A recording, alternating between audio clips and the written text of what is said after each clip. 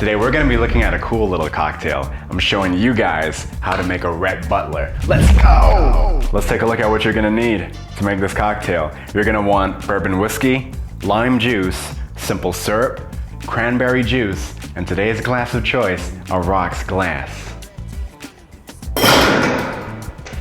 Now, it's time to freak out with your ingredients. What you're gonna want first is 2 ounces of your bourbon whiskey, 4 ounces of your cranberry juice,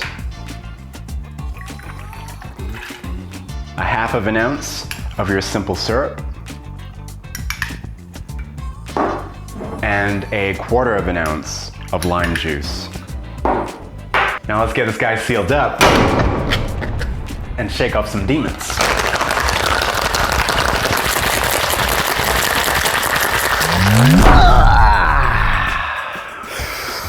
Click the button. I'm waiting. Click the button. Now let's go ahead and get an ice cube in your rocks glass. As always, we use Ziploc bags because we're making cocktails at home. Gonna get a nice square ice cube to drop in there. And then we're just gonna fine strain to get any of those ice chunks out of the drink.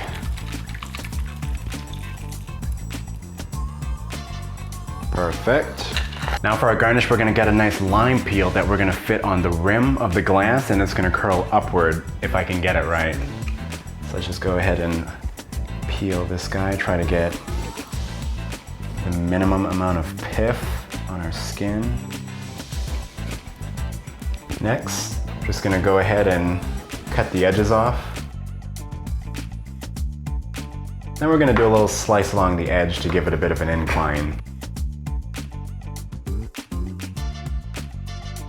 Now, we're gonna run the knife through the middle of the peel, okay?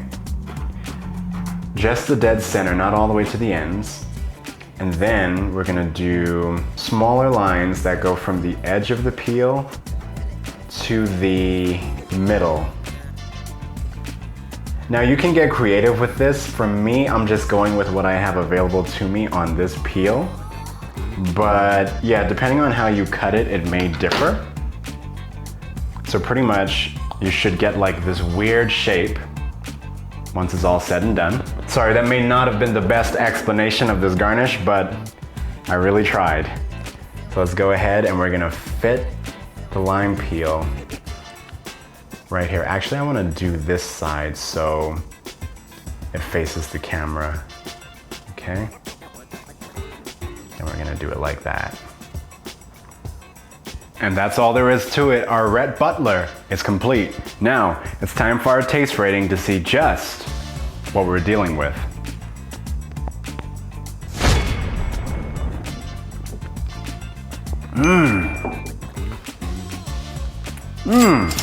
This cocktail, so this is my first Rhett Butler ever, to be quite honest, and I like what I'm tasting. It's a very good way to add a fruity, tiki energy to a bourbon drink. It's ridiculously delicious. There's a lot of flavor. You don't really taste the lime juice, but you can tell that it is balancing the flavor. I like it. This is really good. I think, hold on, let me give it one more.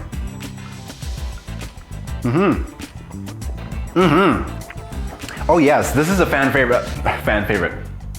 This is a personal favorite. I like this. This is a really good cocktail. I recommend this one.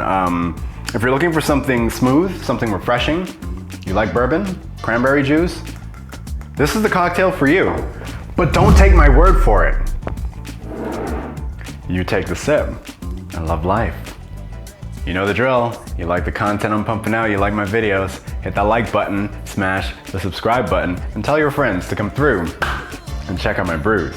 But I'm gonna take one more sip of this drink because it's damn good.